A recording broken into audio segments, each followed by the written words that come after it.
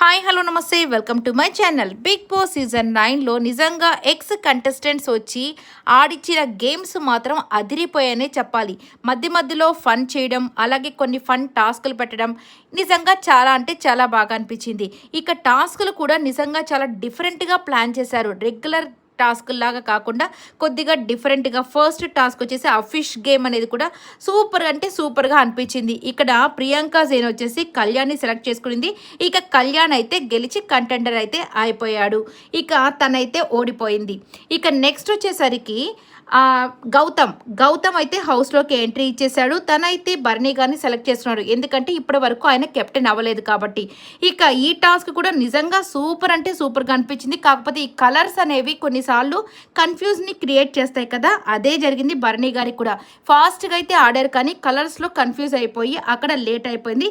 ఇక గౌతమ్ గెలిచాడు. బర్నీ గారు అయితే కంటెండర్ రేస్ నుంచే ఓడిపోయాడు, అంటే కెప్టెన్ అయ్యే ఛాన్స్ని మిస్ అయిపోయాడు సీజన్ 9లో. సో ఆయన చాలా బాధపడుతూ ఉన్నాడు. ఇక నైట్కి వచ్చేసరికి అంటే లైవ్లో అయిపోయింది. ప్రేరణ అయితే వచ్చింది. ఇక ప్రేరణ వచ్చేసి తనూజాని సెలెక్ట్ చేసుకునింది. ఇక్కడ చాలా మతలబ్లు అయితే జరిగేయండి. మొత్తానికి తనూజాని సెలెక్ట్ చేసుకునింది. ఇక్కడ కూడా ప్రేరణ ఆటలో గెలిచింది, తనూజ ఓడిపోయింది. సో తను కూడా బాధపడింది. ఇక కంటెండర్ రేస్ నుంచి తను కూడా తప్పుకున్నట్టే.